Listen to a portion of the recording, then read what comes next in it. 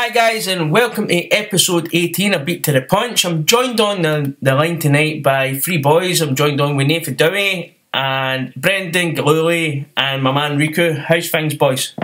Yeah, very well, thank you. Yourself? Yeah, good man, good. Brendan, how's things all the way in New York? I can't complain. It's hot as shit. And Riku, is that you back in the UK or are you still in Finland? Yeah, I'm back in the UK now, so holiday over. Yeah, bad weather here, but looking forward to the bank holiday weekend. Yeah, I was going to say, I was like, I mean, you were away and we had a scorching weekend. You've come back and I was working in thunderstorms today, so I think we've sussed out why we get bad weather. It's because you're here. Yeah, exactly. That's why. Yeah.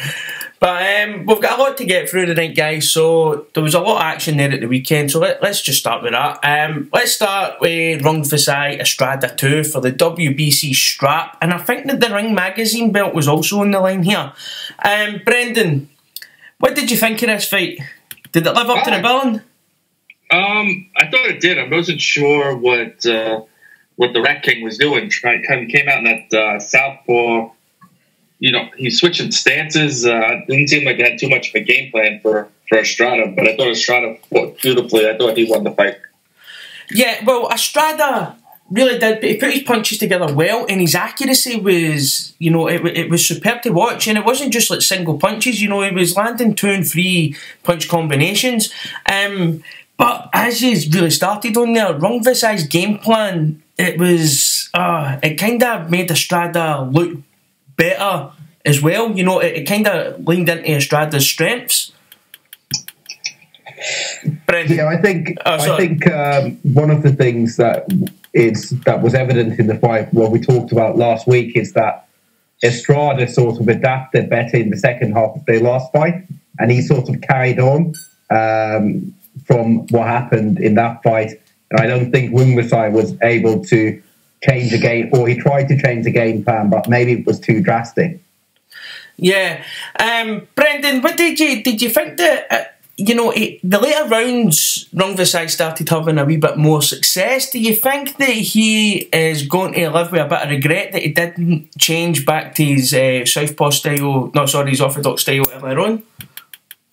But yeah, I think if he would have fought the first 3 or 4 rounds better, he might have walked away with the decision win.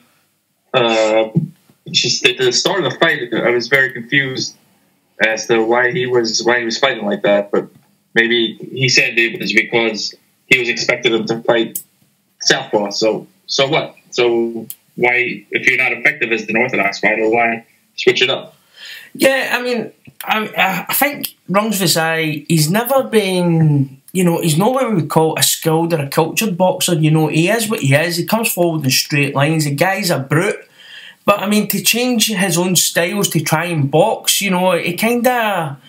if it actually kind of like fell into a Rocky Balboa kind of thing, you know, where he was thinking that he was actually better than he was, you know. But I've seen after the fight that I think it was Lance Pugmire for the LA Times.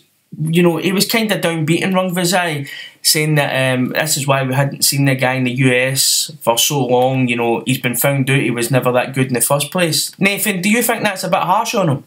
Yeah, I think it was harsh. You know, I think his game plan was all wrong, and sometimes you just have a bad night in the office. Estrada, I think from the first fight, he's come out firing this time, and he fought the perfect fight for it. So I'd like to see another rematch, to be honest. I think he'll learn a lot from that fight, and I think it'll be a good rematch again. Yeah, I absolutely agree with that, because I think that the last maybe 3 or 4 rounds showed that Rungvisa, you know, he is still a very dangerous fighter, and I mean, he had Estrada, you know, rocked a couple of times towards the end, you know. But, you know, Estrada really is one of the best in the business. Would you say, Riku? Yeah, I think he's certainly, you know, the vertical pound for pound. He's certainly on that, probably in the, you know, lower half of the top 10. But he's a great fighter, and as Nathan said, it's a fight that we'd like to see again. And both of these guys have taken losses early on in their careers, so why not put this on again? And, you know, at these weight classes, these lower weight classes, these fighters just don't make the money unless it's an appealing fight. And it's a name, I'm sure, that it could headline another card and, you know, it would make sense from a boxing point of view and from both of their career point of view. Yeah. Brendan, obviously you're based in the US. What has the reaction been to the fight? Have people been kind of like talking up Estrada, or is it talking down Rungvisa? I think a combination of both. Everyone feels like he gave away those first 4 rounds, not fighting the way he usually fights. And then I thought he needed the 12th round to win, but Estrada closed the show in the 12th. But no one's really been, taking. It was a good fight, so there's no reason to hammer the guy. I don't really see anyone doing that. Do you think that the world is now waking up to Estrada's skills, Brendan? I think everyone always knew he was good. He was in the close fight with Roman Gonzalez. They were supposed to have a rematch. They never did. He's still a young guy too. He's just a complete boxer fighter. It's great to watch. You don't really get a lot of shine in those divisions that small. Yeah. Do we think that? I mean, I think we've all agreed that we want to see it again. But is this one of these fights where we think they should maybe have a gap before they go back? We'll start with Riku with it. Yeah, I think from a building perspective, it might make sense for both of them to have a couple of more fights this year and then something early next year, so both of them have a few wins and a few knockout highlights, and you can probably sell the fight better that way. Brendan, what do you think? Do you think that maybe we've seen enough of these two guys just now, but maybe in 12 months' time, see them back together? I have no problem either way. Either they can run it right back right away, I'd watch that, or they want to mix it up with different guys. Sure, why not? I'm in for that too. Nathan, what about you? Do you like me? Because I kind of want to see it right away. I want to see it again. I've the 2 best in the divisions. I've enjoyed the both fights. I'd say get it on September, October. Yeah. Also on that card, we had Daniel Roman and TJ Doheny fighting. That actually turned out to be quite a good wee spectacle, didn't it? Brendan, we'll start with Brendan. Oh, I love that fight. It was just vicious, brutal violence. I could watch that all the time. I thought Danny Roman clearly won, but TJ gave as good as he got. Jeez, those guys really went to town on each other.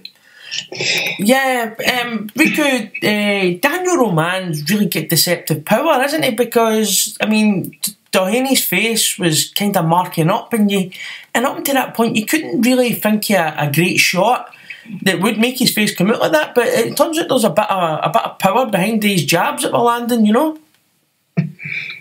Yeah, I mean, they like busted each other up. It was just I enjoyed that fight tremendously. Riku, do we think that Doheny maybe got off to that slow start? I think he got off to that slow start. He was trying to box off the back foot, and it was kind of playing into Daniel Roman's hands a little bit. It was easier for Roman to maybe build up a gap on the cards with the way Doheny was fighting at the start of the fight. Do you agree with that?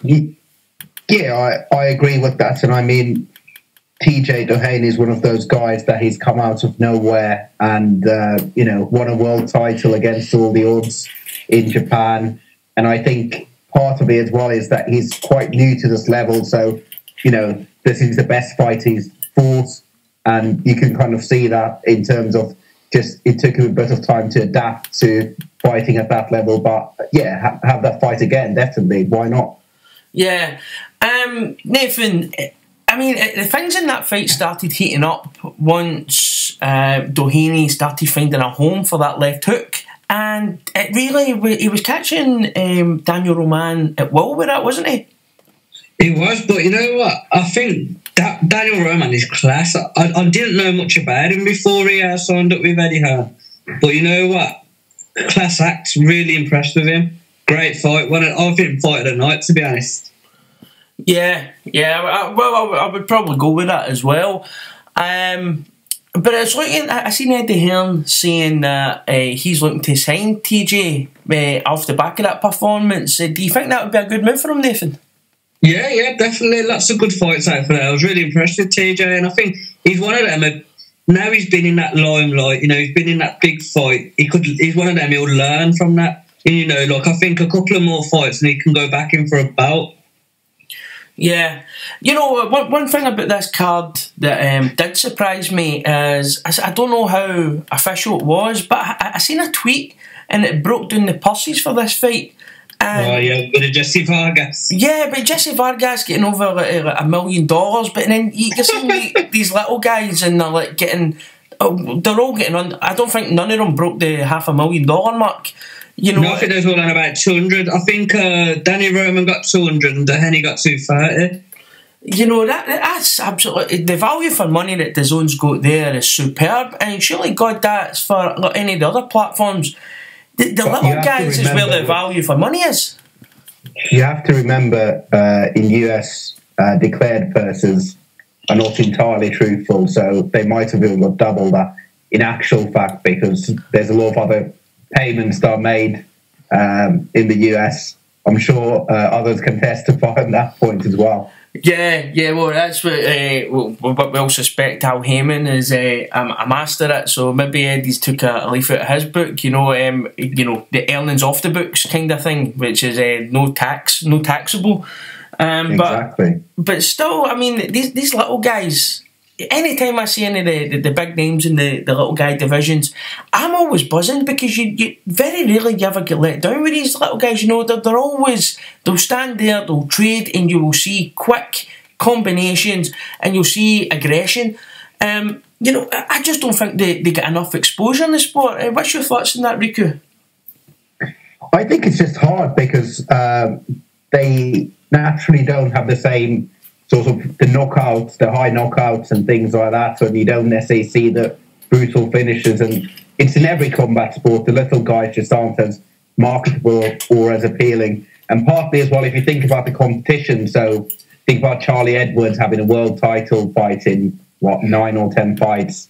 And the divisions aren't necessarily as deep either, so these guys go up and down, they can get world title shots relatively easily. So it's harder to build these guys because you don't have as many names on the ladder up as you would in the, you know, let's say the heavyweight division. You can build a guy up because by the time they challenge for a world title, they'll have 3 or 4 names that you already recognise on their record, whereas the little guys, you know, the world title challenge that they fight against, and that's about it.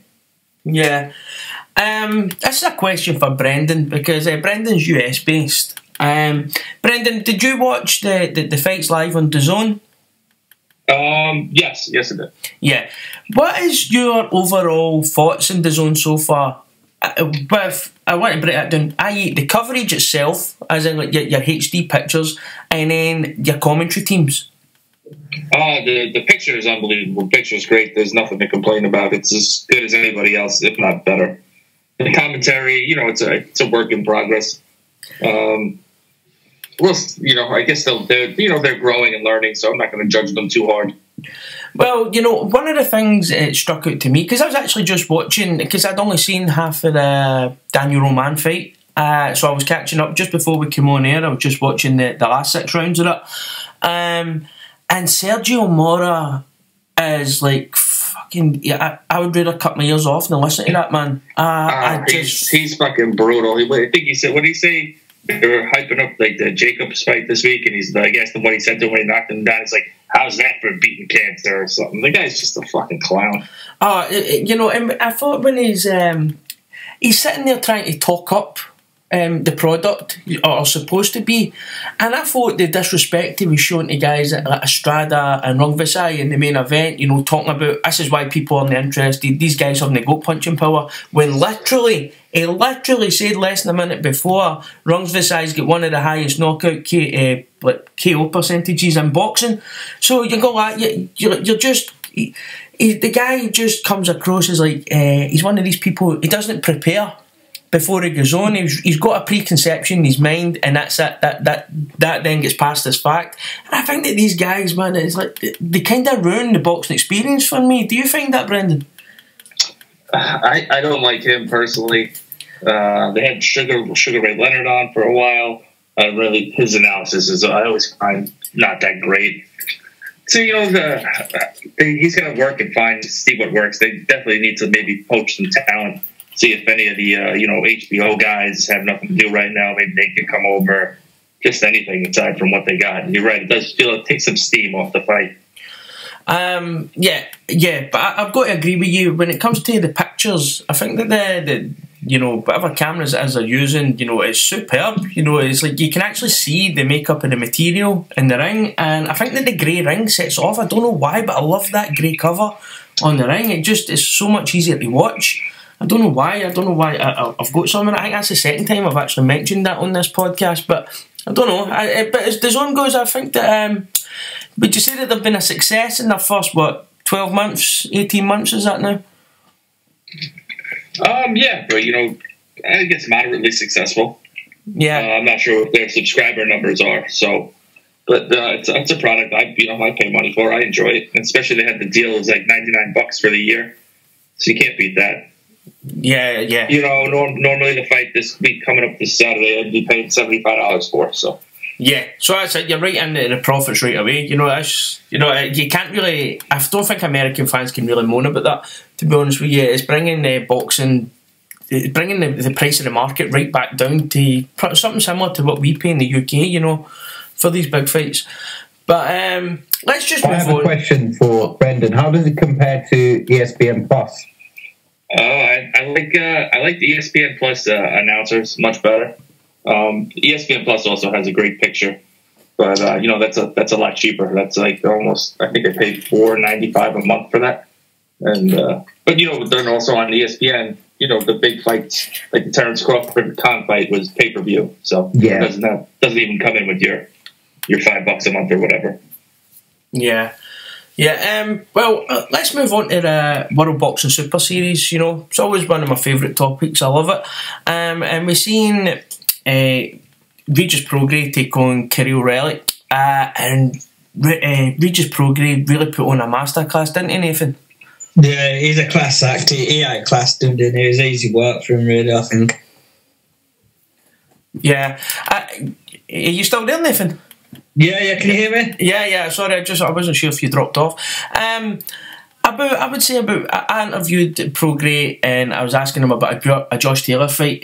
Would he take it? He says, yeah, he would love to come and fight Josh Taylor. And right then I was like, it'd be a good fight, but always lean towards Taylor. Like Taylor will beat him. I'm starting to question my initial thoughts on that fight. I'm starting to now maybe sway towards Prograis. Are you feeling that, Nathan? You know what? For me, that's one of them 50-50 fights. Every week, my opinion would change. Yeah. Riku, what is your thoughts on Regis Prograis? Because this lad's kind of flew under the radar a bit for us in the UK. We don't really get to see a lot of him. But, he's been kind of going about his work and learning his trade. And, every fight we see him now, he's looking better and better. Yeah, he's an exceptional fighter. And I know in the US, he's been hyped a lot. And now actually seeing him, I'd probably sway towards him beating Taylor just based on the Postol performance.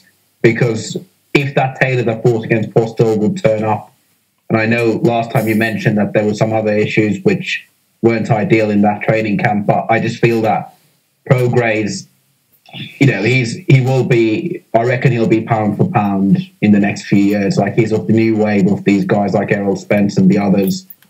He's just an exceptional talent and he has the power to back it up as well. Yeah, he really does.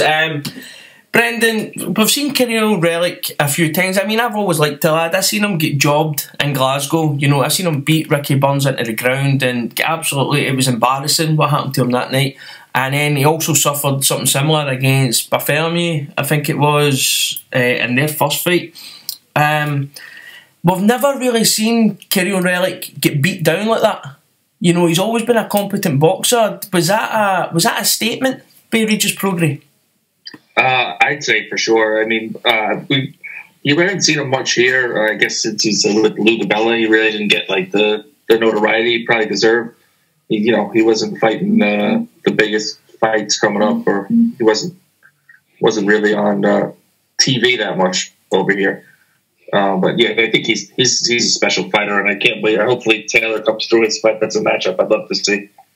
Yeah, well, that's one of the fights that could save this year. But this is a question I've actually put out on Twitter last week. Do we think that Sky, if they get this, Sky obviously have the World Boxing Super Series deal now. Do we think that if Josh Taylor and Regis Prograis meet in the final, that Sky will have the audacity to put it on box office?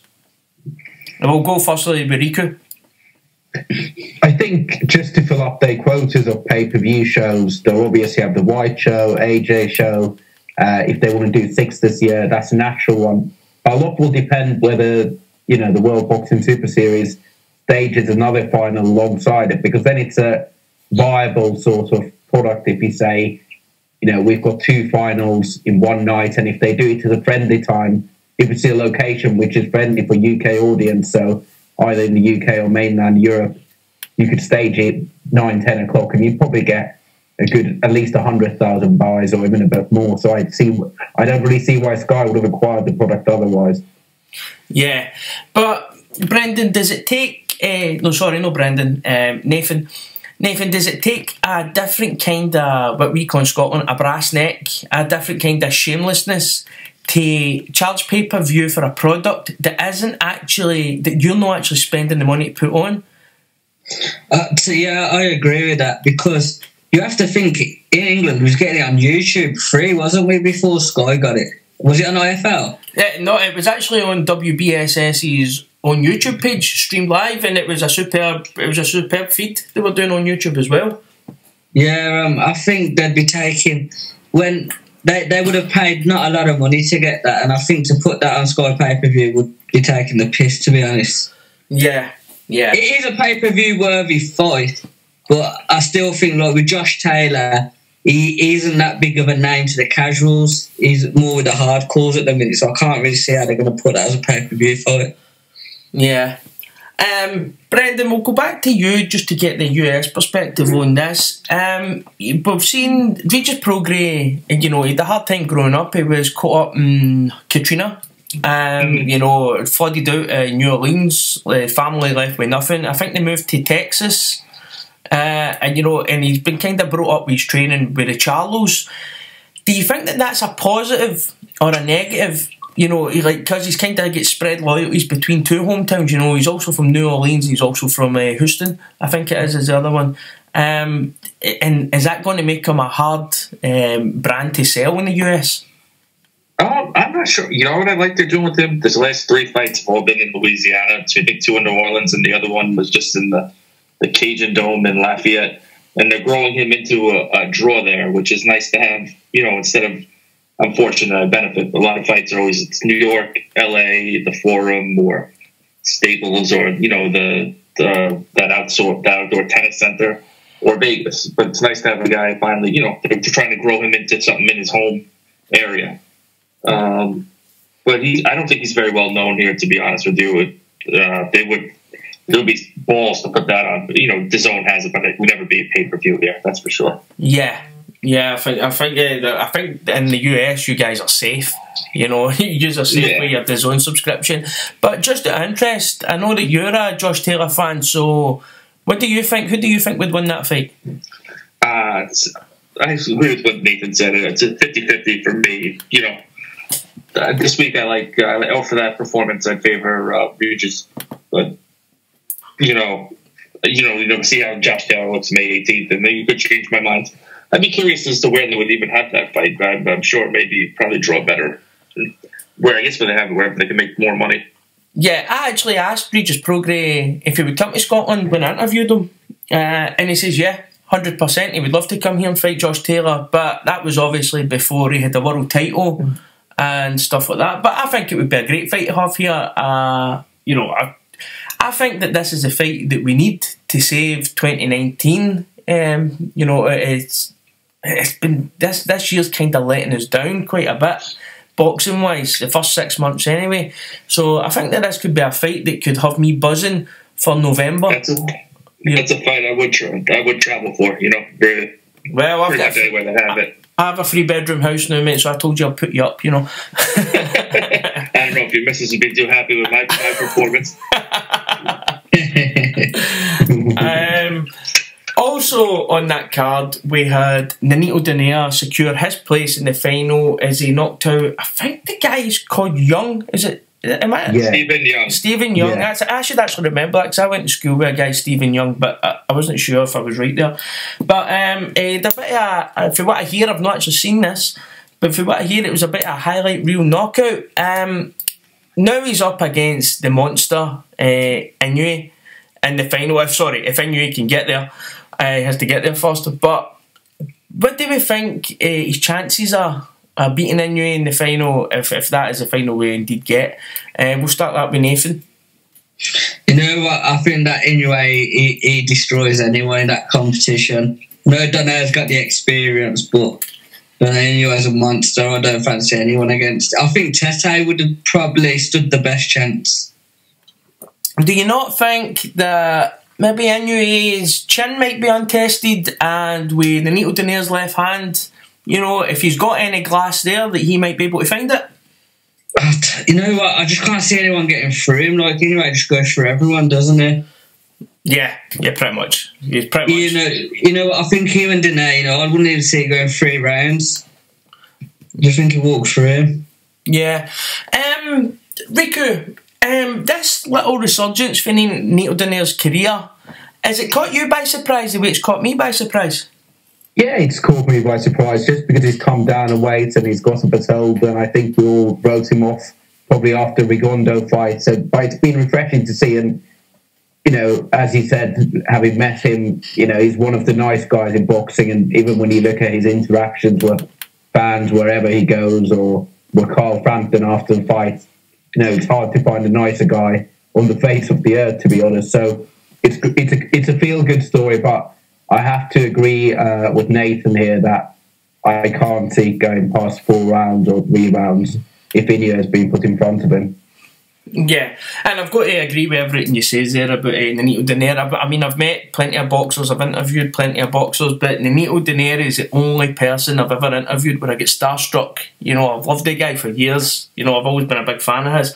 But, Brendan, looking at the way Nonito Donaire he's making weight and the way he's looking in the ring, do we think that the last few years his career he might look back and regret? Because surely to God, if he could make bantam, then he shouldn't have been up at these other weights, you know, 2 and 3 2 weight divisions above.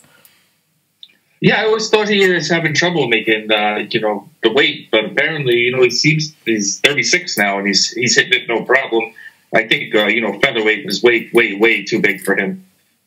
He's a huge bantamweight, though. He's, you know, if he matches up with the monster, they're roughly the same size, and you know he always looks bigger than everyone else. So I would give what's his name, Donaire Ponch's chance. I like him too much to just say he's going to get steamrolled. Yeah, just out of curiosity, do you? I mean, because the Inoue fights that I've watched, I mean, I've watched about 6 or 7 on YouTube. I was quite late to the party with Inoue, but I've never really got to see anybody hit him back yet. So until we've seen Inoue take a clean shot to the chin, is there always a question mark whether he's got glass? I wouldn't question if he has it. You know, no one's really hit him yet, but I don't know. You got to question what kind of chin he has till he gets hit. You know, I thought he might have had a test when he fought Juan Carlos Payano, but he knocked him out in I think it was like 1 minute and 30 seconds or something. You know, he was on that 2-fight blitz of knocking everyone out fast. Yeah. But if anyone's going to check his chin, if Donaire hits him with that left hook, that's the guy who's going to find out what it's made of. Yeah, and I think you've got to love the way that Nonito's rooting on for Inoue. You know, I was watching an interview with him and he's buzzing. He's wanting Inoue to come through this next leg so to secure that final. And I think that's very refreshing. You know, he's not wanting an easy route to superstardom. You know, he's wanting to kind of prove it to himself. I'm getting that kind of impression from him. What do you think about that, Nathan? Do you think it's refreshing seeing a guy chasing the biggest fight? Yeah, of course. If he wants to fight the best, you only got to back him, haven't you? You know, it's nice to see people not wanting an easy option. And, you know, Donaire's class act all the way through. Like you said, when you met him, he's been friendly. So, you know, you just got to give him the utmost respect, haven't you? Yeah, and I've got to admit, I mean, I was only too happy to give him a 40, you know, when he was asking for one, you know. No, but we'll move on to, well, this was a bit shit. This next one, but we've got to talk about it. Brendan, you could have maybe caught this on your ESPN Plus app. I think it was on that. And it was Daniel Dubois versus Latley. It was a bit weird, this fight, to say the least, wasn't it? I mean, BT were trying to sell it on YouTube as this barnstormer, you know, this great fight. But if anything, I just thought that kind of showed up the flaws that Daniel Dubois has, try to sell it like that. What did you think, Riku? I think it was an entertaining fight. Latley isn't world beat. I mean, he didn't have a visa 24 hours before the fight was being made. But he's ranked number 2 in Ghana, you know. So he's not even the best guy in Ghana. Yeah, I think he came in to have a go, which was refreshing to see. Actually, Dubois chin checked. You know, he's a 21-year-old guy, so he's quite raw still. I think it's a good learning fight for him, but as a headline event, it's not probably worthy for that for BT Sports. I had a few mates that went there as well, and they all said the whole place was completely empty. I mean, there's probably 1,500 people, so it clearly wasn't a draw at the box office either. So, but that's the standard we are at the moment for Frank Warren shows, but we'll come back to that later. Yeah, we definitely will come back to that later on. Nathan, did you see this fight first of all, and what did you think of Dubois? Did we see the inexperience shining through? Well, I'll go with Riku. It was an entertaining fight, but when you step back and you look at Dubois, it did put a lot of flaws on him. If they put him in with someone like Joe Joyce and he fought like that, he would have got destroyed. Yeah. I thought that you know, when Dubois boxes off his jab, you know, you go, he's got a great jab. You know, he's got one of them kind of George Groves-esque jabs. You know, very sturdy. You know, it's like getting hit with a brick. But I think once he had what was he called, guy Latley? Once they had him hot, he kind of went into wild mode and kind of threw all the technique and all the skill out the way and just went into a swinging match with a guy who was desperate. And there was a point there where that fight, it would have been Nick's punch as a winner because the two of them were swinging for the heavens. And, you know, it was like watching a bar brawl, I thought. What did you... Yeah, I think a lot of that might be down to experience because he's never really had anyone fight back, has he? And you know what, when the punches come, I wonder if he lost his head, started swinging, and his game plan went out the window. Yeah, I thought that and all. But do we think that that's down to maybe pressure of being the headline? Are we expecting too much for Daniel Dubois here? I think we've got to look, he's 21, inexperienced, not a big amateur background. You know, he's learning on the job. No, I'll tell you that. Look, I think he's I think he'll be a future heavyweight champion. He's my one to shine from the young ones at the minute. Yeah, I mean, I've heard the same from some of the guys that have sparred him and, you know, seen him in the gym and, you know, in London gyms, even as an amateur, it's relatively rare, but him and Anthony Yard are the two names that were knocking guys out cold in amateur gyms, and, you know, he has the power, certainly. I think Dave Allen actually said quite well when he tweeted this week that Dubois is an overrated puncher but underrated boxer, and as Nathan said, if he just stuck to a game plan and used his jab, he could have made that fight a lot easier. But, you know, he got his chin checked and, you know, we saw some flaws, and I think he'll learn a lot more from that fight than he'll learn from knocking out Latvian heavyweight in the first round. It's better than the Kevin Johnson fight, you know. Exactly. Yeah, I would definitely go with that. And I also think that there's a bit of unnecessary pressure being put on him. I mean, a guy that age shouldn't be headlining a show. You know, maybe he's feeling that he has to get somebody out of there early rather than, you know, because as I said, when Dubois just uses his jab and works off the back of the jab, you go, that lad's got something. And then when he had Latley hurt, you know, he kind of he lost all composure. He wasn't sorting his feet out. He wasn't bringing his hands back to his chin. So he was laying himself wide open. It just looked like a young man getting too excited. And I think we hear it all the time. That's the kind of mistakes that you want to make at York Hall away from TV cameras, where you've not got people like me watching and, fucking criticising you for it. Maybe that's where you learn your trade away from the TV cameras. Is that a fair comment? Well, we hear that about Deontay Wilder, don't we? That, he gets wild when somebody's hurt, and yet he has, highlight reel knockouts. And I think Dubois is a lot better boxer than Wilder, for one. But, it's one of those things when you're signing a amateur name like Dubois that was in a GB squad. So, you have to learn there. You have to learn in front of the cameras. I mean, it's not ideal, but you'd hope that he'd learn a bit more in the German. I think what they're doing is building him the right way, because, he's been out there sparring with Povetkin, for example. So I think he's learning a lot on German. Maybe the occasion got to him headlining a bit, and maybe the thought of fighting Joe Joyce as well. Maybe he thought they had to, show the world what a good fighter he is. But yeah, normally a fighter would learn in York Hall or somewhere else those kind of things, but I don't think he really has a choice. Yeah. Brendan, I believe that this card was shown on either ESPN or the ESPN Plus app. Did you catch it at all? I watched the heavyweight kid Wall fight. The rest of it I didn't watch. I had some other stuff going on. Yeah, you really didn't miss much anyway. But what did you think of Dubois? And do you think that maybe Bob Arum's regretting filling his spaces with Frank Warren cards now? It's on in the afternoon. There's so much stuff on TV. It's just I guess it caters to boxing fans. It's nice to have, but from what you guys are saying, it sounded like a pretty shit card. No one was there. I looked it up. Didn't look that great. He reminded me of a Deontay Wilder type fighter. Just pretty sloppy and seemed to want to get in there and mix it up.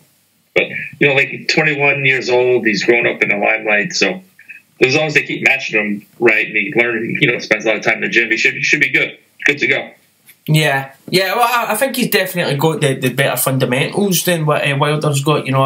As I said, I keep talking about his jab, but it is a fantastic weapon that he's got there. If he just keeps using that to kind of negate every fight, take control of every fight, I think the boy's got a bright future. But again, I think these learning fights should maybe be taking place on undercards, or early on in the night. You don't want these guys, you don't want people watching that as a main event and the boy's not a finished article or anywhere near the finished article. I think that gives people the wrong impression. Yeah, you're right. It should make them just make them a co-main event or featured bout. So he doesn't have a fan base, obviously, and people are going to be like, this is the guy main eventing the heavyweight, and he fought a sloppy fight. So it's a lot of praise. He's probably trying to deliver a knockout. I don't think it's a fair position to put him in. Yeah. But unless anybody else is getting anything to talk about there for the weekend's action, I'm happy to move on to the news. Are you guys ready? I think it's worth noting on that card, Lerone Richards fought a good fight against Langford. I mean, Langford washed up. He fought really well. He's a guy that a lot of people rate, particularly here down south. But he hasn't really been fighting a lot. I think his last fight was on a dinner show. But he fought really well, and I think the next time we'll probably see him in a decent fight because he won the Commonwealth title. The other one is Sonny Edwards, so the brother of Charlie Edwards. I mean, he didn't fight against anybody particularly dangerous, but he boxed really well. So there's a few good undercut bouts. And yeah, Jack Cattrall as well, fighting against a journeyman. Which is odd, and given that he's fighting against Hooker probably next. So it's quite odd that he was fighting against a journeyman, but it was a key busy fight. But personally, I'm not particularly high on Jack Cattrall. No, and that lad you'll talk about fought Tommy Langford. My wife ruined that fight for me because if you've seen the fight, he's wearing bumblebee shorts. Yeah, and I hadn't really noticed. It's not something I look at as men's shorts, but once she says to me that man's shorts is annoying me, I couldn't fucking concentrate on what was happening in the ring. My eyes were just due to his shorts. I mean, they were fucking, they were outrageous shorts. But let's move on to the news, and I think there's only one place to start, and it's again where boxing getting in its own way, shooting itself in the foot. We've got Jarrell Miller, a blatant drugs cheat, a guy who was willing to go in the ring, doped up to the max to fight Anthony Joshua. He's been caught, busted with 3 different drug tests, and what's the WBA's answer is to give him a 6-month ban. What kind of message does this give out to the sport, Brendan? I mean, who the fuck are the WBA to ban anyone from anything anyway? They're not like a body. They don't run a commission. He doesn't have to. He could fight tomorrow if he wanted to. That ban's not real. Fucking 6 months for this. Like, what the fuck? He should be banned for 6 years. Fuck this guy. Fuck him. That's the second time he's got caught. He got caught cheating kickboxing too. That's why he left there. And he's not even going to get a fucking big suspension because he didn't have a license in New York. So pretty much he's free to fight anywhere now. This fucking cheating scumbag. Yeah, well, do you know what? There was something that Riku sent me last week, and Riku, you feel free to jump in here. So on you go. I'll pass it over to you.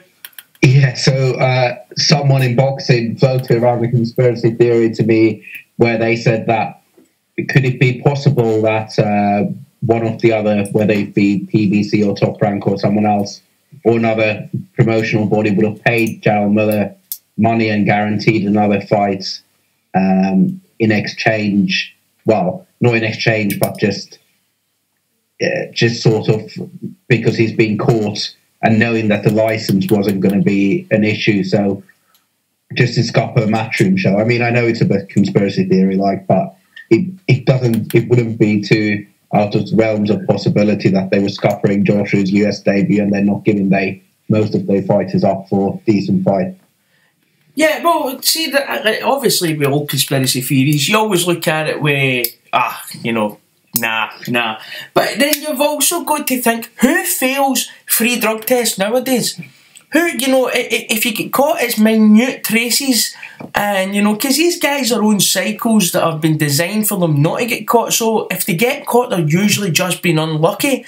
So who gets busted nowadays doping for as many things as what Jarrell Miller was taking? I really don't. That is the one thing that I would go. I mean, that's the one thing that raises my eyebrows and suspicion, that makes it look like either didn't want to fight or there was something no went on right there. There's something no sitting right. It doesn't feel accidental to me, that. But that's all pie in the sky stuff. Why does it seem that boxing is always willing to look the other way when it comes to drug cheats? Do you think that? I mean, what do you think as a fan, Nathan? Do you think, is that me being? Am I being harsh there, or does it always give after perception that this sport is always willing to look the other way? Yeah, I think you're right. I think the biggest problem is because there's so many different governing bodies. There's not someone overall who can ban them, across all 4 bodies. I think that's the biggest problem in it. Like the UFC, they fail a test, they're banned across the UFC then. It's not like they can fight WBA, WBC. Yeah. I think that's the big... It's all the cost they have to pay and stuff. And that's the biggest problem. But, I mean, are we making that too big a deal? Are we making that too big a deal? I mean, we're sitting here in 2019, everybody's got phones, everybody's got access to emails, internets, we have instant access to anybody all around the world. I mean, just look at this conference call that we're on now. We're all over the place. And yet, we're willing to accept that, the WBO in Panama can't speak to the WBC in Mexico or the IBF, and they can't all come to an agreement where it's all for one and one for all, because surely they all want rid of drugs cheats. So I'm starting to, I'm starting to think, I'm very sceptical. I don't think that boxing really cares. I think it only really cares if you get caught.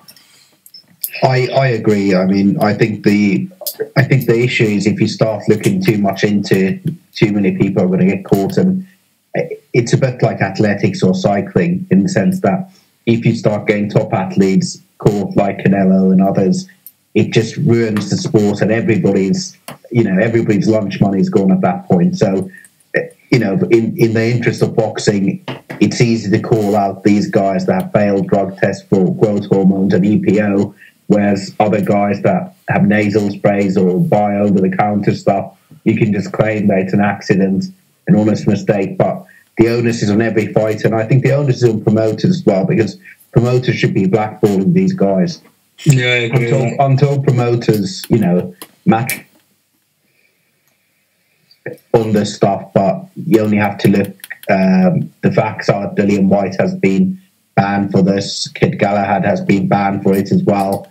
They've had Lucas Brown on the show recently. They've had Povetkin on the show before. So it's not like promoters are taking a stance either. So it's all well and good Eddie Hearn complaining to IFL about drug cheats, but then, you know, you either are a drug cheat or you aren't. That's my view.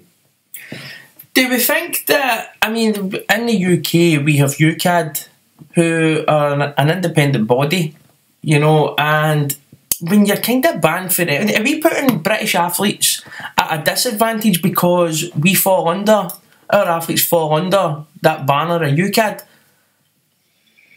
Whereas, like, in the, just say, like, I don't know, maybe like in the States and that, you know, you can get banned for one commission, but you can maybe fight for the next one. I think in the UK, once you're banned, you're pretty much banned. You know, the way Tyson Fury was. Should be in the States. Sorry, what was that, Nathan? That's how it should be in America. Maybe they should allow VADA to ban the boxers, you know, like all over the States. Maybe give them the power to do it. You fail their test. Every fight in America should be VADA tested. If you fail the test, then ban them for VADA. That's what I think they need to do. Yeah, and there was also a thing that came to light with the Billy Joe Saunders thing when, you know, you've got these banned substance lists, but every one of these different testing, people have got different lists, things that are allowed here but not allowed there. Surely, with something like this, we should all be reading for the same hymn sheet. Surely it's, and again, it's something that's been overly complicated when it really is so simple. Yeah, I agree with that. You know, UCAD should work with VADA. You have your list all the same. Fail that test, you'll get fucking 2-3 year ban. Yeah. Brendan, we in the UK always get it sold to us. I mean, I'm the pessimist. I believe everybody's cheating now in every sport. I believe it in English Premiership. I believe it in fucking soccer. It's rife. It's everywhere. You know, I've got the Lance Armstrong effect. I don't believe anybody anymore. Right? So, they're all cheats to me. But we get sold this thing in the UK that we are the higher than thou power. You know, we've got these morals, and it's all fucking myth.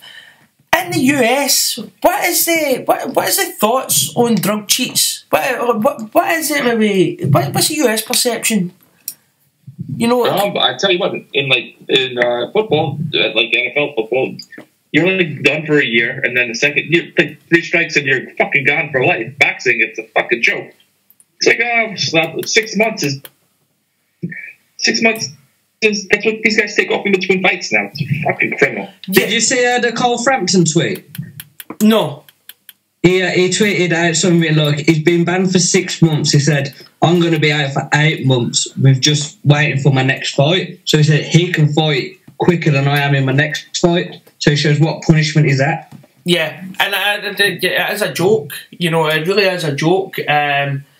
And as Brenda says, it's not really a punishment. It just means he can't fight for the WBA. And the fact that the other 2 governing bodies haven't even says anything, you know, the other 3, governing bodies haven't said a thing about it, you know. I did see an interview with Sullivan, you know, the WBC guy. Yeah, Mauricio Sullivan. Eddie Hearn's best mate. Yeah, he said that they don't even rank Miller because he wouldn't sign into the WBC clean program. So I believe he can't fight for that in the WBC in a way. No. Yeah, but I mean that would be a case. That would be a case of him just signing up to the 24/7 testing, and then he would be able to fight for it. You know, he's only allowed. That's only for just now because he's not enrolled. As soon as he was to enroll, then he would be ranked. You know, but you know.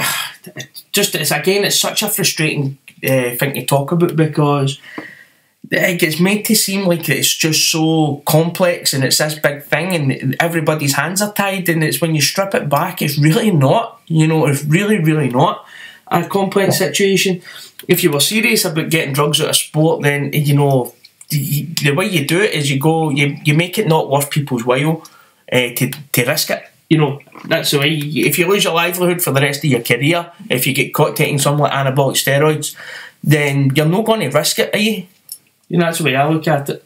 Yeah, 100%. I agree with that. The punishments need to be a lot stronger.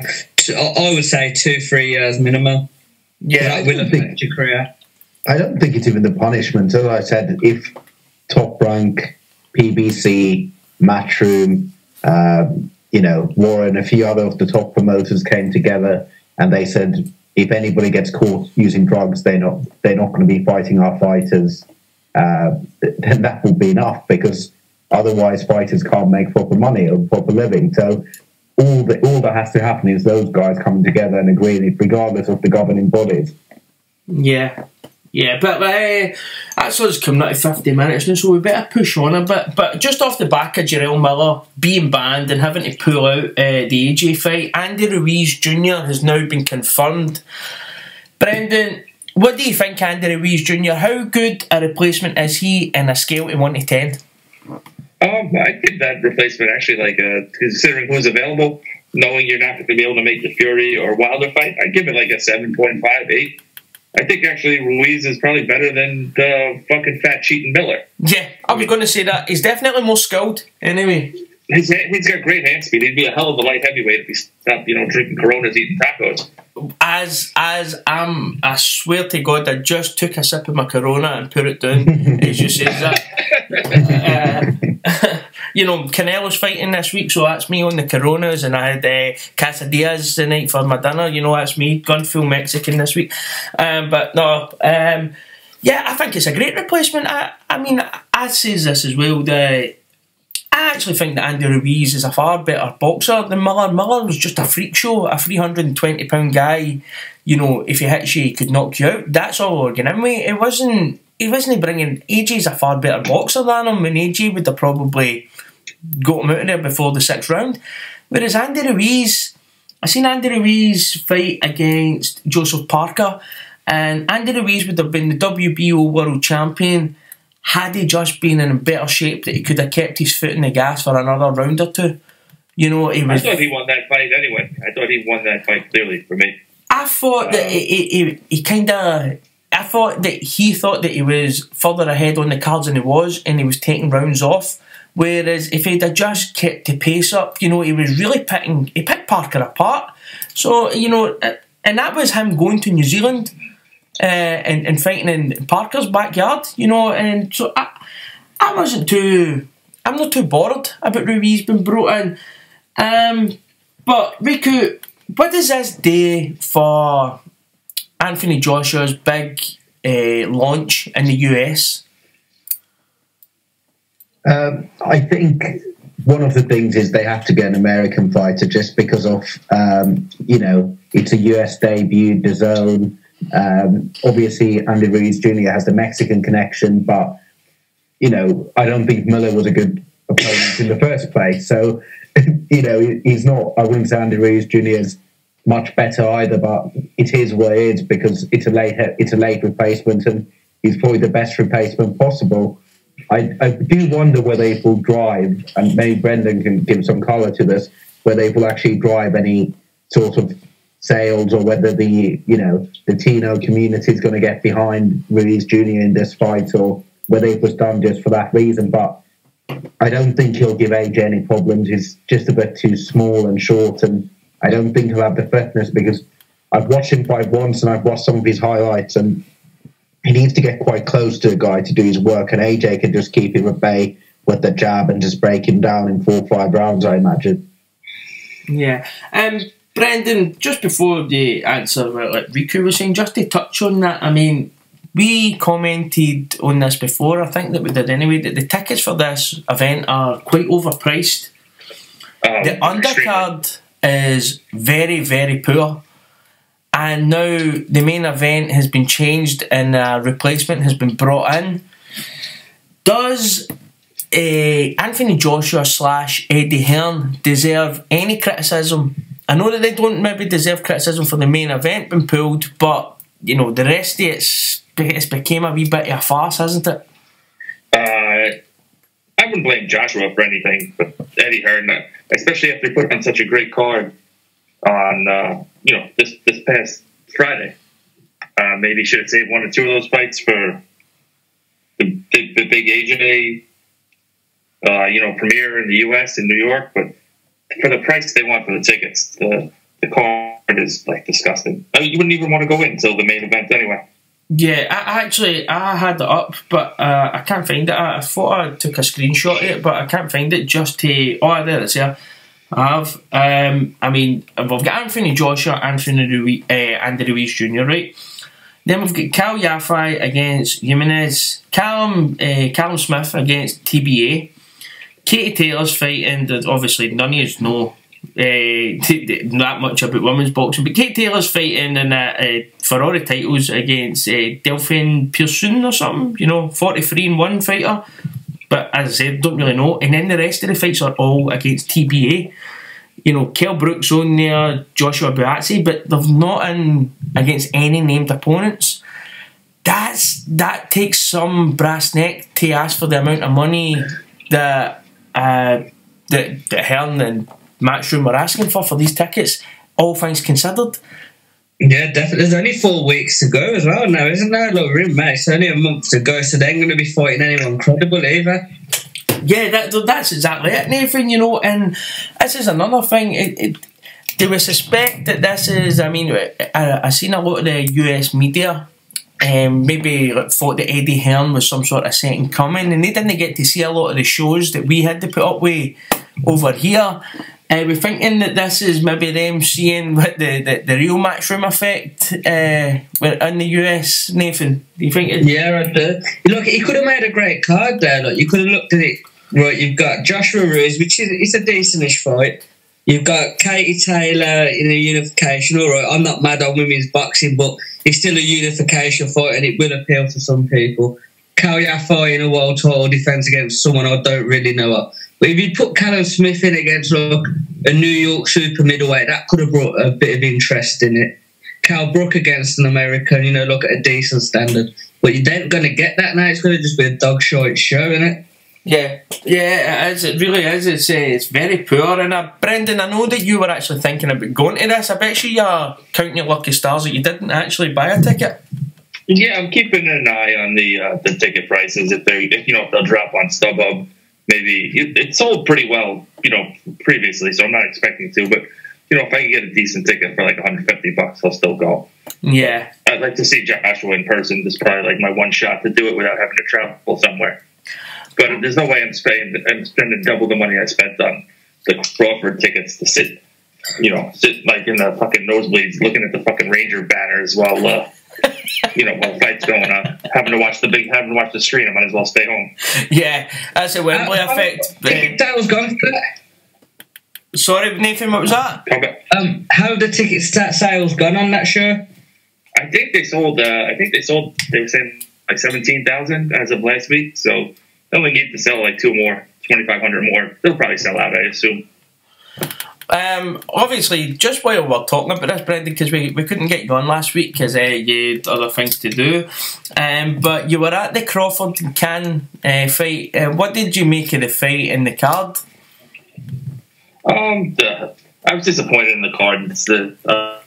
I'll go through it fast. Felix Verdejo, I have no time for. He still can't land a jab. He's like 30 years old now. He's definitely going to get popped for steroids. He looked like fucking He-Man in there. Then you had Core Stevenson, who was fighting great through 7 rounds. Then 8, 9, and 10, he decided he was going to be a track star and dance, and he got booed.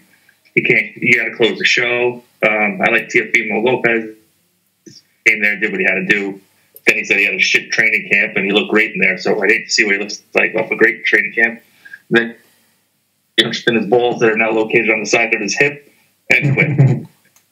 Yeah. And the beers are $16 a piece. So for fuck's sake. I don't think I'll ever come to New York for a fight then, fucking $16. My God. Yeah, you only had a couple. You know what? We'll meet up for a show in Latvia maybe one time where we get a beer for like fucking $1.60 or something, But let's move on, guys. we'll just briefly talk about this, but I thought it was funny, and it was funny but awkward and embarrassing at the same time. And it was Barry Hearn at the Dillian White presser the other day, and he went on a fucking rampage and a rant, and didn't really go anywhere. You know, he went and it was like sitting in the pub with an old racist uncle. You know, he was fucking, you know, who in 2019 sits there and starts rapping off about slave trading and you know, black fighters and who's the slave master, and you're sitting there going like, listen to the fucking words that are coming out of your mouth. Can you just stop for a second and like just think about where you are and what you're doing? Did anybody else see this? Riku, we'll start with you. Did you see this? And what did you think about it? Yeah, I saw it, and you know, I don't think it came from a bad place. But as you said, it's like letting your old granddad talk about immigration with his mates at a pub. It just came out the wrong way, and I don't think, you know, Barry made it about himself. I think he was just happy to have a day out. And did anybody see Tyson Fury's video afterwards where he said, "Just give Barry some beers and slip it in the cupboard"? I think, just Barry is just old school. I don't think he really gets what you can say these days and what you can't say. It's just hilarious. Even Dylan White was having a chuckle next to him. Did you see who was thinking with the... Well, my favourite part was when Adam Smith kept on looking over, very nervous, Smith the Bean, looking over, and he was so worried that Dylan White would just kick off and flip the tape. Dylan White was just laughing. And you could just see the kid there like, oh no, Sky's going to go mad, Sky's going to go mad. He was actually just kicking off on Twitter just before this started. Lennox Lewis, Clarissa Shields were getting involved. And then they were asking for Spencer Fearon to give his opinions, and Dillian White just said, "Look, he didn't mean it in a bad way." Basically, that he was just talking about fighters being empowered, but I don't think Dillian necessarily understood what was being meant by people were kicking off. I don't think it came from a bad place, but it was just one of those things where I think Eddie probably called him afterwards and said, "Dad, no more pressures for you." Dad, you're getting into a home. Get back into retirement, Dad. Yeah. I could see fucking Eddie like in the fucking meeting going, right, all right, who gave him the microphone? What the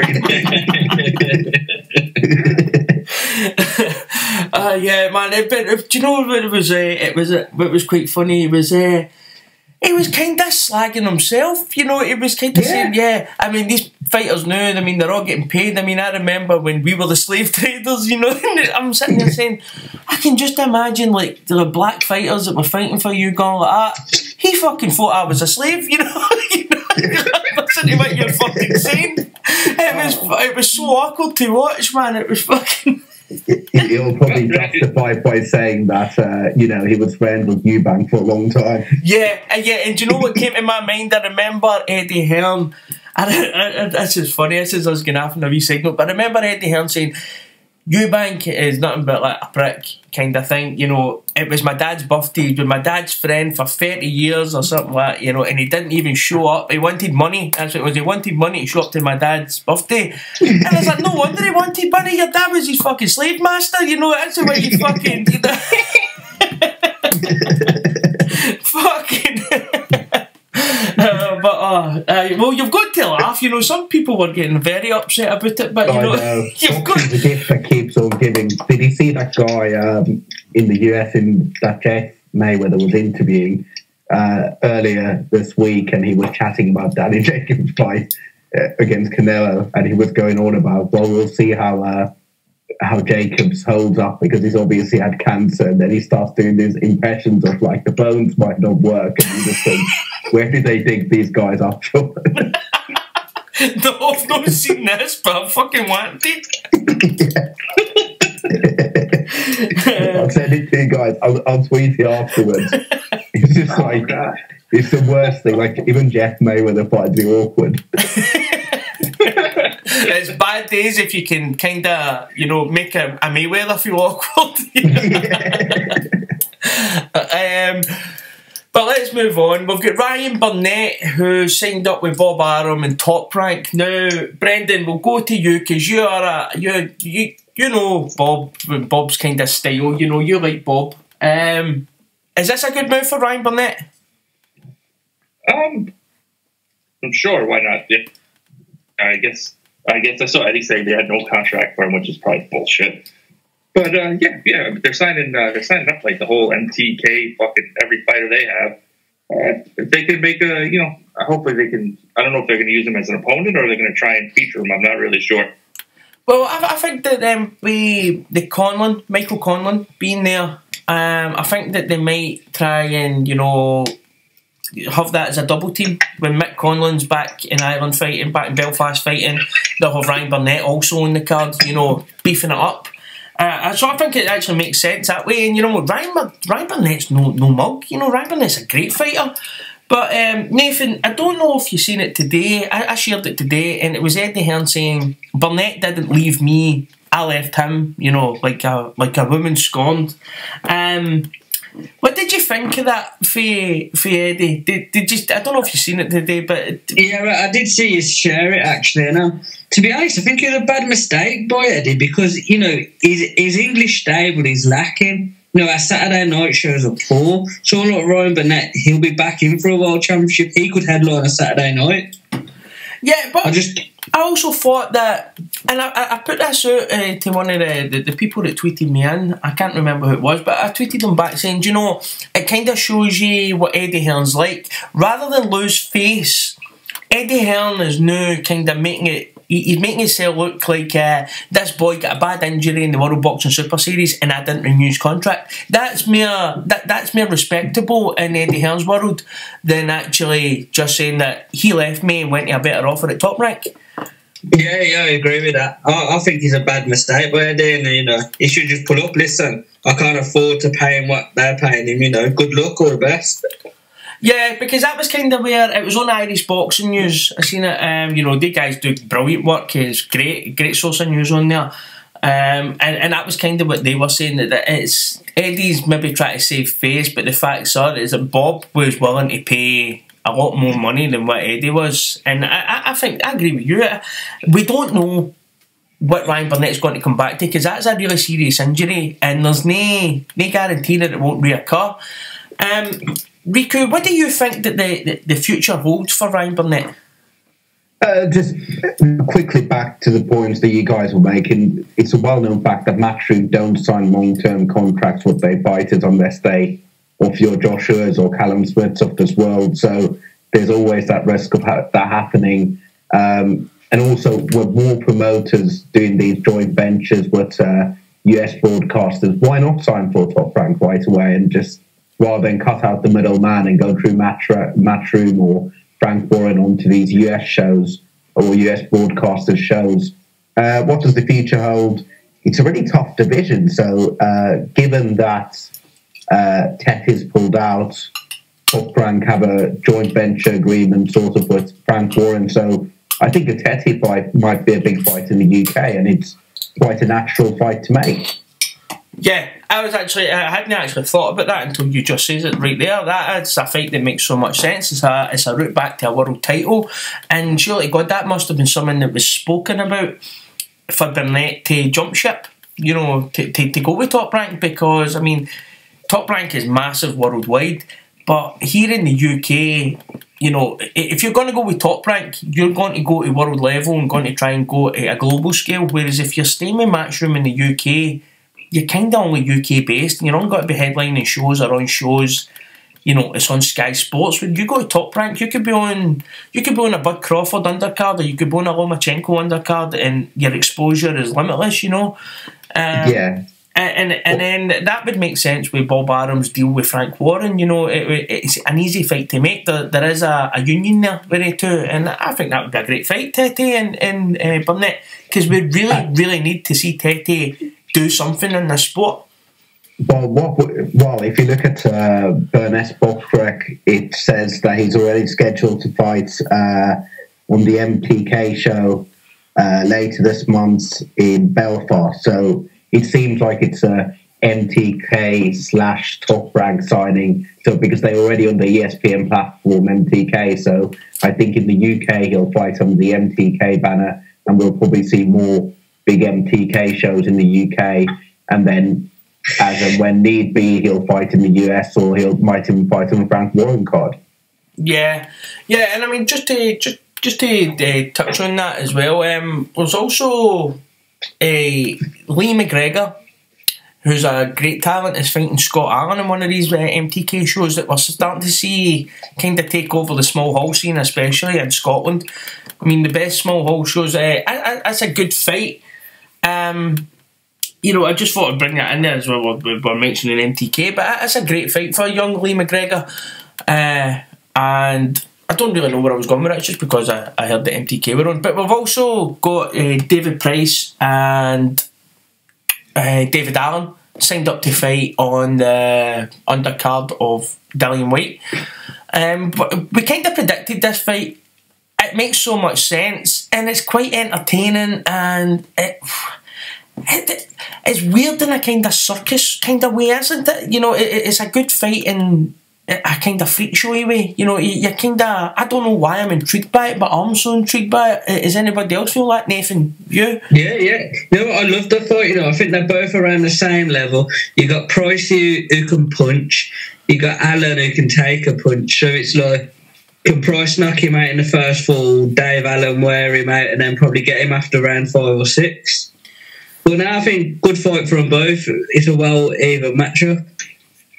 Yeah, that's it. And and as I said, with Lee McGregor and Scott Allen, we've already had Lee McGregor put out a little statement on Twitter saying that he wants the Cash Farouk fight, and again, that's a great fight to be made, and it's fantastic stuff. I like to see fights that make sense getting made. It's quite refreshing because we don't really see it a lot in boxing. It's something that usually, it's my biggest gripe as fans. So even seeing these guys at the lower level, this is something that will get fans to tune in. Everybody's intrigued with these things, and I dare say that the Scott Allen and McGregor fight will be kind of a big draw. But if you also throw in Cash Farouk into the Lee McGregor fight, that'll be, it's a massive fight for Scotland. I'd imagine that would probably, a bigger show would probably buy the rights to that, to show it, to fill up a card. But I don't really. I just wanted to mention them anyway. But let's move on to the previews now. We've got Daniel Jacobs and my man Canelo Alvarez fighting this weekend in Las Vegas. This is the biggest fight of the year so far. Brendan, who are you going for? What's your pick? I like Canelo on points with some assists from the judges for the win. Yeah, and I think Danny, you have to knock him out and then bury him with a shovel to get a decision there. We've seen how it goes before with him. So, but I like the matchup. I think Danny Jacobs has all the tools to pull the upset, barring he doesn't get clean sparked out. Well, I've heard that. I've heard that for a few other podcasts, and they think that there's Canelo right now is 4 rounds up right now. I don't go with that. I'm no. If I'm going to start believing cards are that stacked, then there's no point in watching this. I think Canelo Alvarez will win because Canelo Alvarez is a better boxer than Danny Jacobs. Yeah, I think he'll figure him out, but I think it's going to be so intriguing because if Canelo Alvarez can't figure out a way to get close, then you've got to lean towards Jacobs, because he's a big lad and he knows how to use his size to his advantage. We've seen that against Golovkin. I thought he made that fight very entertaining, and a lot of people picked Jacobs to get blasted out of there. And I think that Canelo's going to have to show really everything he's learned over all these years and show actually how technically good he is.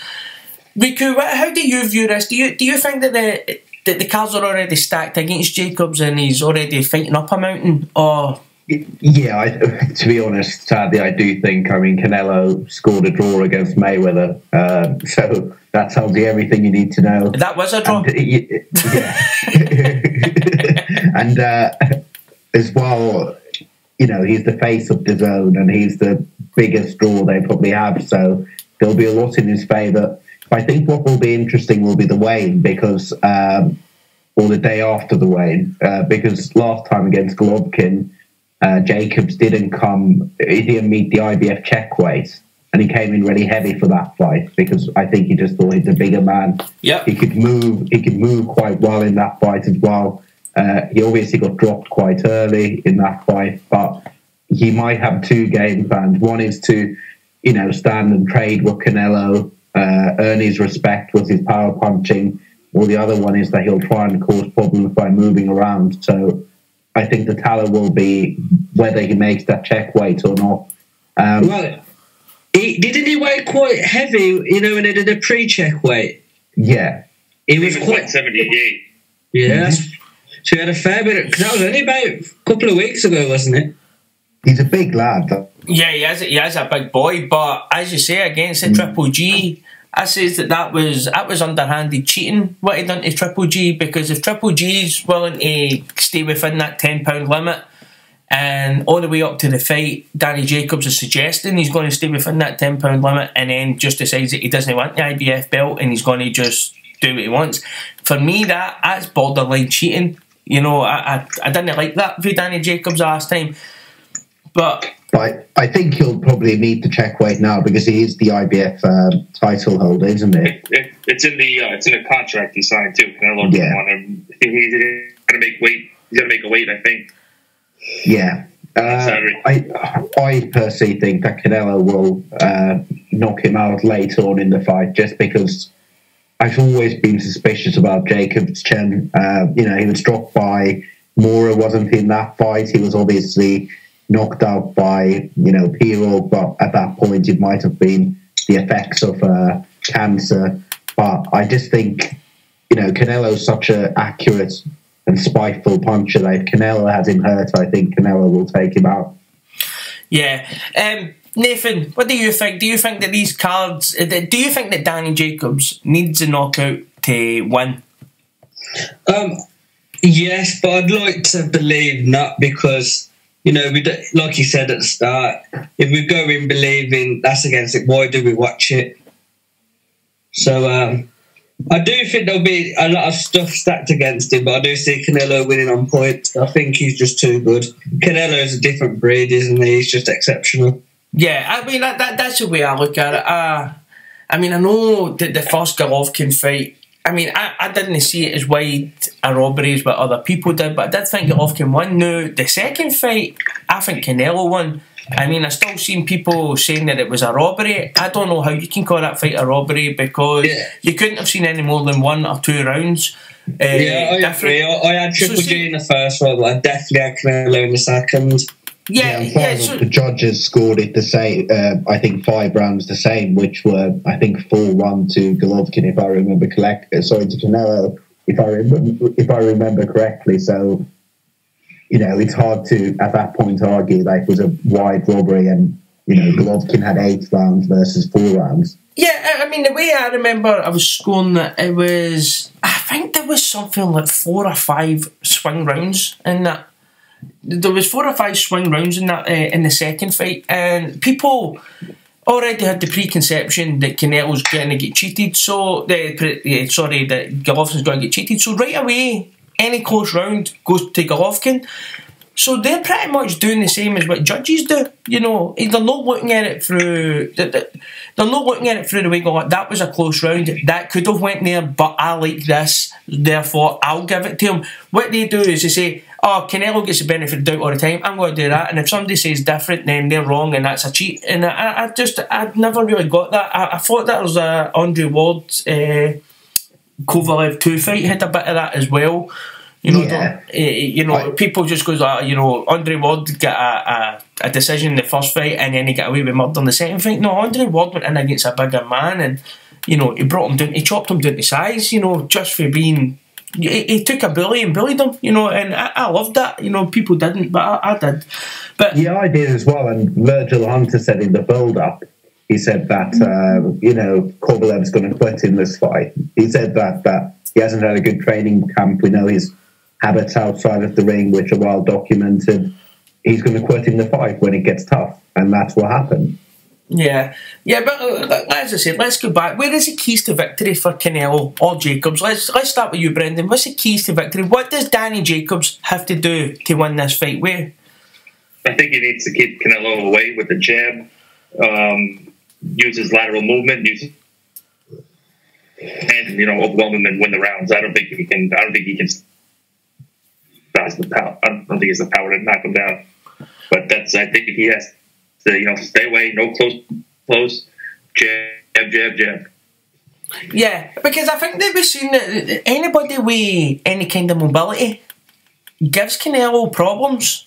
Do we all kind of agree with that? That the key to beating Canelo isn't through boxing him, it's through, it isn't through standing and trading with him, it's through landing and moving. I think Canelo always kind of needs to have his feet maybe set or be in position before he can start getting his work done, and I think Erislandy Lara showed it the most, or Floyd Mayweather.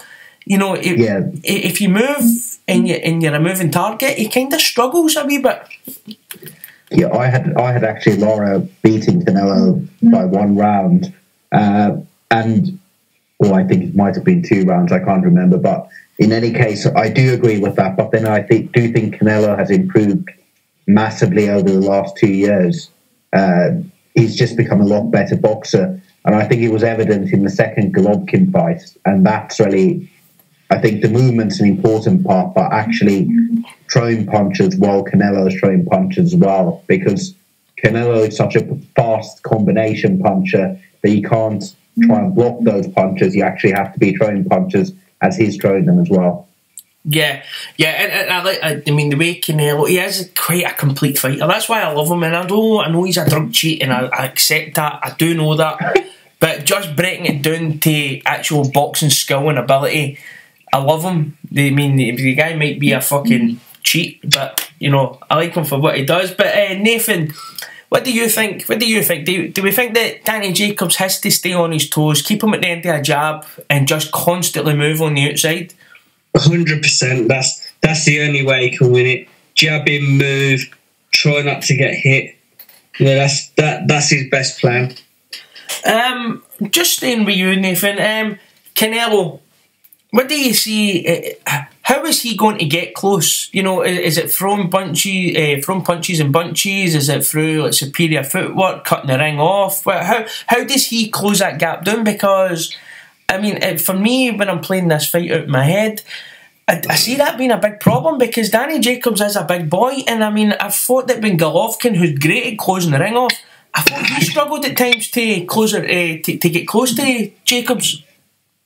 And the one thing I say, Canelo's got great footwork, and when he punches, he's got power. And I think when you get some of them body shots from Canelo, it's going to slow your footwork down. And I think that's going to be his way of getting into. I think it'll take Canelo a good 2-3 rounds to work him out. I think he'll be slow in the first couple, but when he works him out, gets a few shots in, and that's when he'll close him down then. Yeah. Obviously, do we all want kind of Canelo to win this fight so that it keeps the Triple G trilogy fight on? Are we all kind of agreed on that? The boxing needs that, because it's the only super fight that can be made really now. Honestly, I could care less if I see another Canelo Triple G. Just all like the saltiness and the complaining about the scores. I would, if Danny Jacobs wins, it could be good too. He probably has immediate rematch, mix it up a little bit, something different. Yeah, I suppose, yeah. I mean, that's the thing. If the unthinkable does happen and Danny Jacobs does win, it fucking blows that division wide open, doesn't it? It kind of makes Canelo and Triple G a wee bit, who needs you now? Yeah, I'm a bit soppy. Maybe it's because I've had a few drinks, but I'd like Jacobs to win just because I love the story, and I think it just will be a great feel-good boxing story. Well, Nathan, do you think that if Danny Jacobs does win, that Will Smith will be in the movie next year? You know what? He is a great story, and I'm with Riku. I want Jacobs to win on the story. He's a good guy. He's been through a lot, and what he's achieved is fantastic. So if he can win, it'd be great. And I think he's good for the division as well. Opens it up. Well, you know what? Fuck yous, man. I want him to get smashed. I'm sitting here drinking my Corona, fucking sitting here taking some peds and contaminated beef and, you know, just living it up. Going to be... This has been injecting EPL. Yeah, man, there's going to be no scaffolder in the world that can keep up with me tomorrow. But there's also another fight on this weekend that I've been completely sleeping on, and I haven't even been able to do any research, so you guys are going to have to dig me right out a hole here. And it's Beterbiev is fighting Kaladvik. I didn't even really know this was on. I was just kind of skipping through BoxRec today and seen that it was on and thought that we better mention it. So we'll start with you, Brendan. I like Hot Rod with the upset. This is to Marcus Brown. It was like an 8-rounder. It was like a disputed decision. The crowd was like booing. It was in Marcus Brown's a New York guy, and he was getting booed because they thought that Hot Rod had won. He's a longer guy. He's a bigger guy, and I think this is like his one shot to, you know, maybe at a title, because it's going to be one of those guys that no one's going to want to, you know, face unless he's a mandatory. Doesn't have like a good promotional. He's with Lou DiBella. This is his like one shot. And I like him. I like him in the upset. So is this like, would you say this is one of these fights to watch? You know, that the upset could be on the cards. Because as I said, I've been completely sleeping on this. I haven't done any research into it, and I just kind of noticed today on my lunch break that it was on this weekend. I've not seen anything about it. I don't even know if it's been shown in the UK. I didn't even realize it till you sent it in the message earlier about what. It's pretty good. Yeah, I think it's on Box Nation. I saw Box Nation on Twitter tweeting about it. Oh, mate. It's on Box Nation. I didn't actually know that Box Nation was still a thing anymore, you know.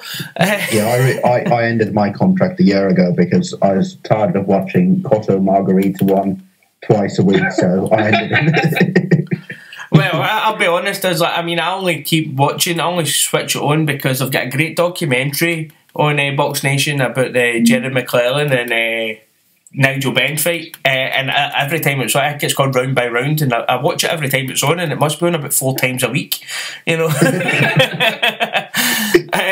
Nathan, do you have anything to add to that? Beterbiev, the last time we seen him out against Johnson, you know, he did, you know, he got the job done, but he was getting a bit of trouble earlier on. So, is there some fragilities there that maybe? Yeah, there are definitely some fragilities there. I'll be honest, I don't know much about the other bloke, to be honest, to really give an opinion on it. Yeah, I'm the same, as I said. I've been completely sleeping on this casual central.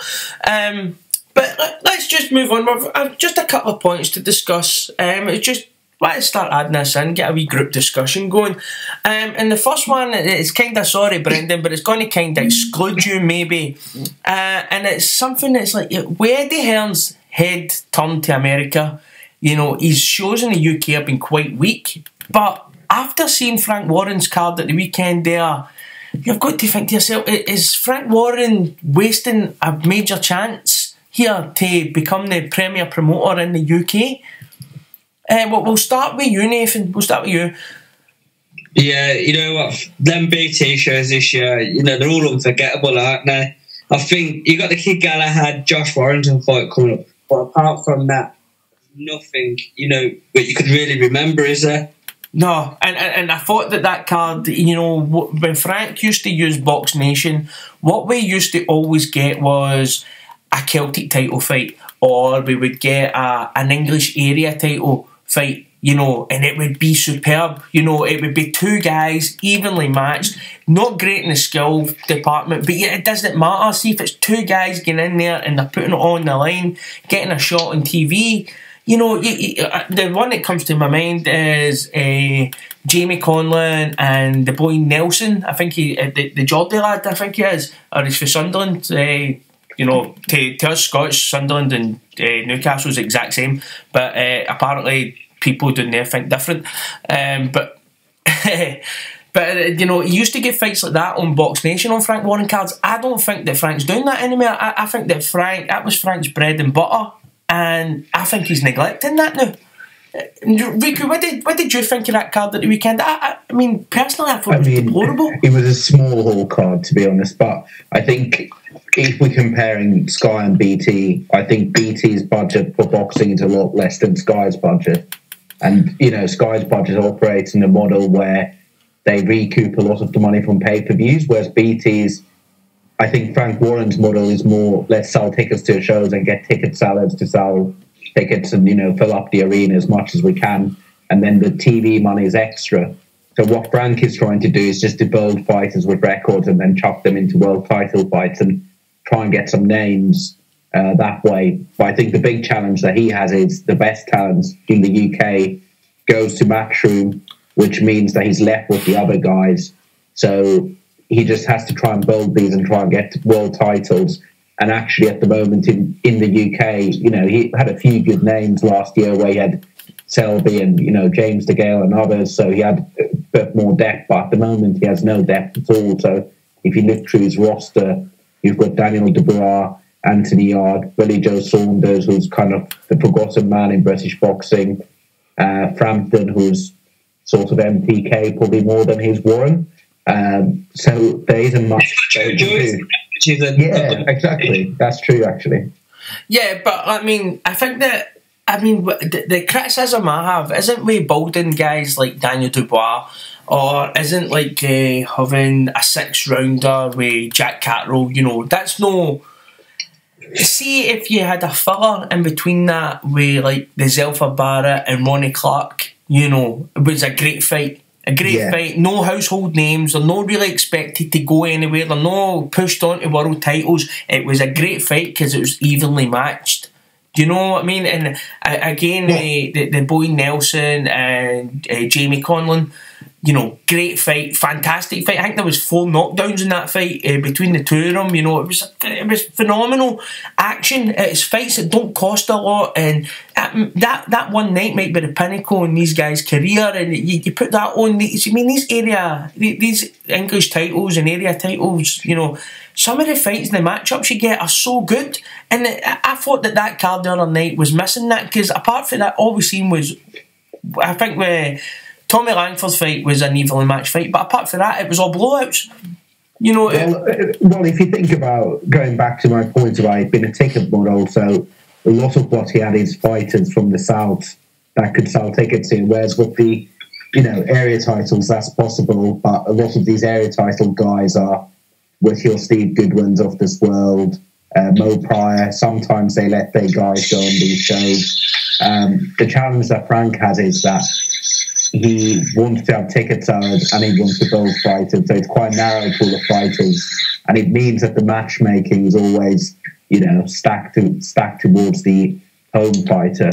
On that card, Tommy Langford against Lerone Richards was meant to be a competitive fight. It wasn't particularly, made Lerone look good, but Frank has a huge roster of these type of guys that he can just wheel out, and they don't always produce the best product. And, you know, I don't think at the moment he's a promoter that necessarily needs a TV platform with his roster, apart from maybe 3 or 4 shows a year. Yeah, just to finish up on this point, Nathan, we'll go back to you. A couple of years ago, I think the UK had 13 world champions. You know, it looked up. I mean, we even had guys like Eddie Hearn claiming the UK was a mecca of boxing. No, all this kind of nonsense. But are we now seeing a slump in the UK market, right the way through boxing, because the shows that were getting televised they're hard to digest? Yeah, it is. It's very poor, and even our fringe boxers who could make a good Saturday night show, like your Callum Johnsons, Tommy Coyle, they're all going to America for the money now. You know, like if you put them on a Saturday night card, like say the Callum Johnson in a competitive fight, John Ryder, Tommy Coyle, you got a decent Saturday night's worth of boxing. But even they're going away to America. So I think British boxing is really on the down at the minute. Yeah, I can see us kind of going back to post Matchroom, Eddie Hearn, Sky Sports kind of thing, you know, back to that. You know, I don't know if you remember, like the Alex Arthur, like Michael Gomez fight, kind of like a glorified small hall kind of thing. You know, great fight, fantastic fight. Don't get me wrong, the fight was great, but you know, we're kind of pulling away back for like that. I think the days of the 20,000 arenas are maybe numbered now. Yeah, 100%. I remember watching the old Eddie Hearn back in the day when he was just starting off, and he had Eric Ochieng against Liam Smith in some Brentwood Leisure Centre, and that was aired on Sky. Yeah, and then like 3 years later, he's slagging people for fighting him the Brentwood Leisure Centre, you know. Yeah, exactly. Yeah, and just while we've got Eddie Hearn in the subject, did anybody see the state of what he was wearing the other day on IFL with the yellow jumper and fucking these chino things? He looked like a proper dick. A big bird. Yeah, he actually looked like a fucking idiot, man, of a man. He looked like something out of an extra from Miami Vice. Like, no, the new Miami Vice, the old Miami Vice. You know, he looked fucking stupid. Yeah, and then he claimed that he was you know, he'd been in the hotel room working on this deal all weekend, and you know, he had more tan. He was probably darker than I am. Christ. Working from Santa Monica fucking beach. Yeah. Brendan, we'll start up the next topic of discussion with you, and it's quite a generic one because there's so many different promoters, but just in a general sense, we'll take the top promoters in the game just now. And do we think that boxing promoters nowadays are holding boxing back? In what sense? In what sense? Well, you know, promotional teams seem to get in the way of the biggest fights being made. You know, the promotional teams maybe get like this, like a UFC type thing. Yeah, like, yeah. I mean, are we seeing too much partisan loyalties now in boxing? You know, this promoter doesn't speak to that promoter, so therefore that fight can't get made. That kind of thing. That's been a problem for a few years now, it always seems like. And everyone seems to be wanting to make deals with everyone else except BBC. You know, everyone's going to say that, you know, oh, he's letting Andy Ruiz fight on the platform, but they're sending over like the B- guys he doesn't have anything for. Like, you won't get to see Spence versus Crawford anytime soon. They'll have him fight, you know, they'll have him fight Sean Porter, then they'll have him fight Keith Thurman, and then, I don't know, they'll cycle someone else out. It's just, it'll be a lot better, you know. Yeah, well, there's one for you right away. Like the obvious one to take off. There's many to choose for across all the different promotional companies, but let's just take the top one, the new Errol Spence against Bud Crawford. I don't see that fight ever be made. I have no confidence that we ever see that fight. And for me, that would be a crime and sheer incompetence if the guys that are supposed to get that fight made can never even sit down in a room together, even start negotiations. I think the only way to make these fights is, as it's always been in boxing. Do you remember when Tyson fought against Lewis and you had a split pay-per-view or between Showtime and HBO, and the same with Pacquiao, Mayweather, and these guys are the draws. This is why these promoters are paid such big money, because these guys draw the numbers. So the economics of boxing won't work unless these guys are on one guy's platform, and that's the real issue. It's not necessarily the promoters, but it's the TV networks coming to an agreement. Yeah, definitely. If that's a fight, you know, I don't think that pay-per-view even does big numbers. Spence, I think the Khan fight only did like 175. Spence is saying he sold 400,000 pay-per-views, but everyone here knows who sold the pay-per-views. It was Mikey Garcia. They sold it to all the Mexican fans. You know, it's not like they're both giant draws. So, I guess you could have a split pay-per-view, but it's a fight that has to be made. It just has to be made. Again, it's like boxing is now became like it's so unique to any other sport. There's nothing else like boxing, because what we are pretty much saying is that we are happy for people to win the Champions League semi-final but never meet in the final. There'll never be a final, and we're sitting debating whether we might see this final. And this is kind of what we're talking about here. If we're going to take it into like soccer for you, Brendan, or football for the British boys, you know, that's what we're talking about. This is kind of like just say Ajax beat Spurs and Barcelona beat Liverpool in the semi-final, but then Ajax and Barcelona go like, no, we're nah, it's not worth our while sitting down and actually playing that game of football to see who's the best. We're just going to leave it.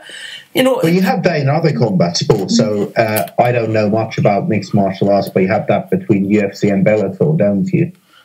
Yeah, well, actually, I'm totally fucking stupid when it comes to that. I don't watch UFC, I don't watch MMA. I don't really watch it either. So what you just said to me was gobbledygook, I don't know. Right, boys, I've got to drop off the line. I've got to go and do something. But good talking to you. Right, Nathan, Yeah, no you problem. too, mate. Thanks for coming on, pal. Take care. Have a good one. Bye. Yeah, but do you know what? I think that we better push on because that's us 1 hour 40. But I was just something that had been bothering us, and we'll just finish up with a must see. And I'll start off this week because I don't think I did.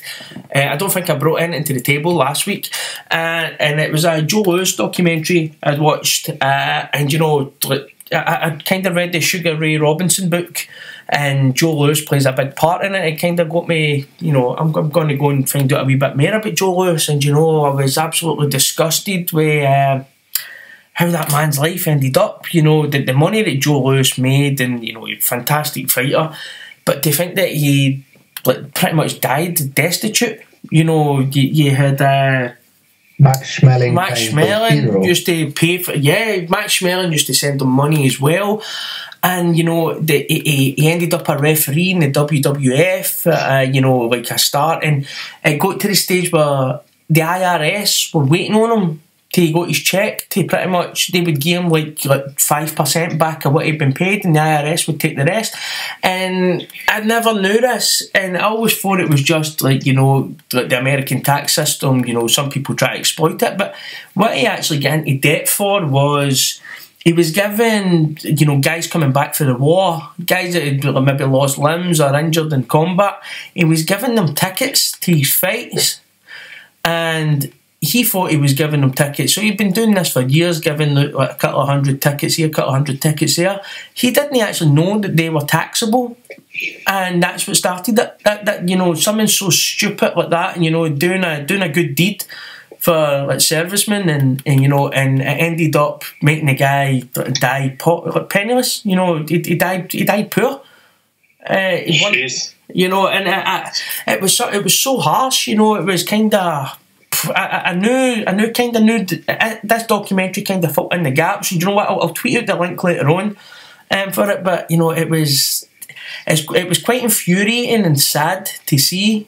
You know, so that was my one anyway. Joe Lewis, great fighter, and as I said, the Sugar Ray Robinson book as well, his autobiography is brilliant to read, fantastic. As a matter of fact, him and Joe Lewis in that book, the two of them have got an addiction to Coca-Cola, and they two go for a square go over a bottle of Coca-Cola when they're away doing their national service stuff. You know, we'll rate the bond, their bond raising or something during the war.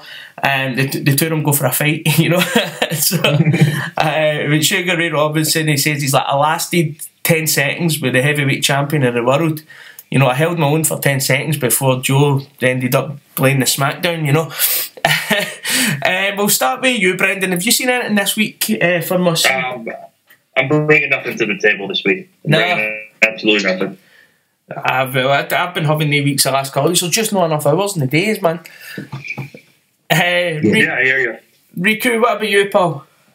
I mean, I can't bring much, but something that I'm going to watch is there's a 40 Days documentaries, which is like a shoulder programming around Canelo versus Jacob. So if you just write 40 Days Canelo, you'll see the episodes on YouTube, like 20-minute episodes of. It's kind of like a 24/7 of Canelo and Jacobs preparing for this fight. So that's all I've got to bring to the table. I haven't watched them, so I think I heard accountable if they crap. Were they speaking about this on DAZN? On the DAZN feed? Was it LeBron James is doing it or something? Is this right? Am I picking up wrong? I haven't watched it, so I have no idea. But I know they've done these documentaries. I think I've read somewhere that LeBron James is an executive producer on it. he's got plenty of time since the Lakers didn't make the playoffs. So Yeah, that's why he moved to LA, right? Yeah, pretty much. Well, guys, it's been absolutely brilliant tonight having you on. It's been great. I think that the beers and the wines just kind of loosen us off a wee bit. But thanks very much for coming on. It's been brilliant. I've really enjoyed it tonight. So cheers again, guys. Cheers, pleasure. Thanks for having me, Steve. Appreciate it. Right, cheers later. Cheers. Bye. Bye. Right, bye.